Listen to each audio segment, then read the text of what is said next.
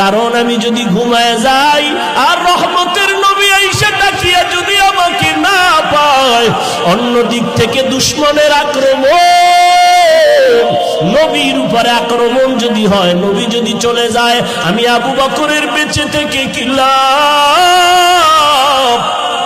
কারণ আমি আবু বকর যেই নবীর সোহবত আর নেক নজর এত দামি হয়ে গেলাম, হঠাৎ খবর হয়ে গেল নবী নাই, নবী নাই। মদিনার নবীর একজন আশিক খেজুরের বাগানে পানি দেয়, হঠাৎ করে কানে আওয়াজ নবী নাই। বালতি ফালাইয়া আসমানের দিয়ে তাকায় কয়, মালিক তুমি আমাকে অন্ধ বানাইয়া দাও, কারণ এই চক্ষু দুইটা রিজার্ভ করে রেখেছি শুধু নবীজিকে দেখব আর কলিজাটা ঠান্ডা করব।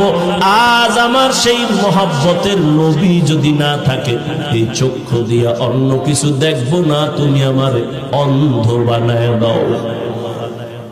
কেমন মায়ার নবীর মহব্বত রে, নবীর আশিক উম্মতের দল।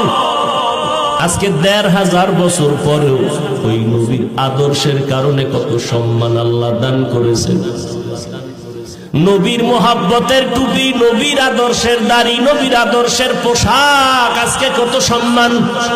যত বড় কাটটা বেঈমান হোক না কেন, মদিনার পোশাকটা দেখলে সম্মান করার চেষ্টা করে। মদিনার নবীর আদর্শের এত দাম, ১৫০০ বছর পরেও কত বড় বড় বিধর্মীরা নবীর সুন্নতের এই আদর্শ দেখে মুসলমান হয়ে গেল। আবু বকর বলে, নবী আল্লাহর জাতের কসম আমি একটা সেকেন্ড ঘুমাই না, দরজার কিনারায় দাঁড়ায় দাঁড়ায় অপেক্ষা করি নবী এসে কখন আমারে ডাক দিবে, আমি সাথে সাথে যেন জবাব দিয়ে দরজা খুলতে পারি। মায়ার নবী চোখের পানি ছেড়ে কাঁদলেন। আবু বকর, এটা কেমন করে সম্ভব? নবীজির এই কথা আবু বকর বলে, নবী আমার মেয়ে আসমা এও রাতে ঘুমায় না, আমি সারা রাত অপেক্ষা করি, আমার কন্যাটাও নাস্তা বানায় অপেক্ষা করে, মদিনার পথে কে দিবে খানা, আমার মেয়ে খানা নিয়ে অপেক্ষায় থাকে। আমি আবু বকরও যাব, আমার মেয়েটা অপেক্ষা করে। শুধু তাই না, এই হিজরতের পথে নবী বাহন আমি রেখেছি খুঁটির গোড়ায় বেঁধে, এই বাহনটাও কোন রাত্র ঘুমায় না।